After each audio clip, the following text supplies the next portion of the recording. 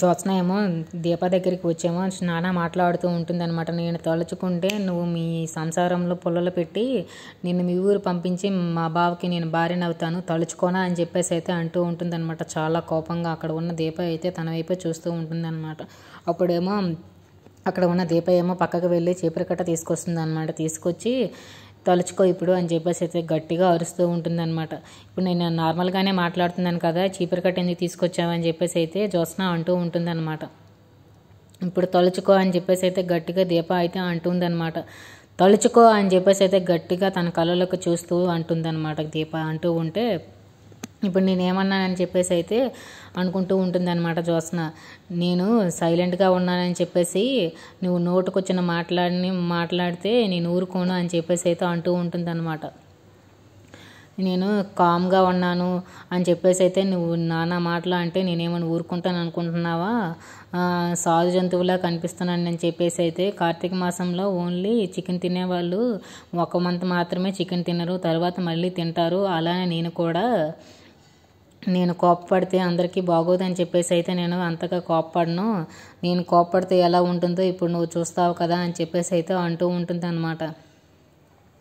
నేను కానీ కల్లారు చేసి చీపురు కట్ట తిరిగేసాను అనుకో, నీకు మీ అమ్మ నాన్న కాక మీ ముత్తాతలు కూడా గుర్తుకొస్తారని చెప్పేసి అయితే వార్నింగ్ ఇస్తూ ఉంటుందన్నమాట.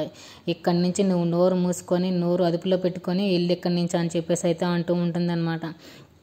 నేను కానీ కల్లారు చేసి చీపురు కట్ట ఎత్తానా, పోలేరమ్మ జాతరే అని చెప్పేసి అయితే అమ్మవారి ఉగ్రరూపం చూస్తావు నా కళ్ళలో, నా చూపులో అని చెప్పేసి అయితే దీప అయితే అంటూ ఉంటుందన్నమాట. ఆ మాటలకేమో అక్కడ ఉన్న దీపాకేమో అక్కడ ఉన్న జ్యోత్స్నకైతే ఒళ్ళంతా కూడా చెమటలు పడతాయి. ఏంటిది కొట్టేలా ఉంది, ఇక్కడే ఉంటే నేను కొడుతుందేమో, నేను అలాగ అనకూడదు, సైలెంట్గా ఉండాలి అని చెప్పేసి అయితే అనుకుంటూ ఉంటుందన్నమాట. నోటుకొచ్చిన మాటలన్నీ ఇక్కడ మాట్లాడకుండా వెళ్ళు, నన్ను కానీ రెచ్చగొట్టావా అంటే పోలేరమ్మ జాతర అయిపోతుంది నీకు అని చెప్పేసి అయితే అంటుందన్నమాట దీప. ఆ మాటలకు అక్కడైతే చాలా భయపడుతుందన్నమాట. తన ముఖం అంత చెమటలు పట్టేస్తుంటే తుడుచుకుంటూ ఉంటుంది జ్యోత్స్న అయితే. ఇక్కడి నుంచి ఇంకేమైనా మాట్లాడావనంటే నీకు బీప్ మీద వేస్తాను చీపురు కట్టతో అని చెప్పేసి అయితే చాలా కోపంగా కళ్ళారు చేసి అయితే దీప అంటూ ఉంటుందన్నమాట. ఆ మాటలకైతే జ్యోత్స్న చాలా భయపడిపోతుంది అనమాట. అక్కడి నుంచి వెళ్ళిపో అని చెప్పేసి అయితే దీప అంటూ ఉంటే జ్యోత్స్న ఏమో భయపడి అక్కడి నుంచి అయితే దిగుతూ వెళ్ళిపోతుంది అనమాట.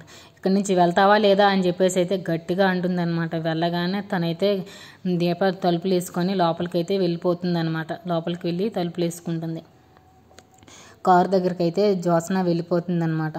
వెళ్ళేమో అసలు ఏంటిది ఎలా మాట్లాడుతుంది, నువ్వు నీ కోపం వస్తే చీపురు కట్ట ఎత్తుతావేమో, నన్ను కానీ రెచ్చగొడితే నిన్ను చంపేస్తానని చెప్పేసి అయితే అంటూ ఉంటుంది అనమాట. If you like this video please like.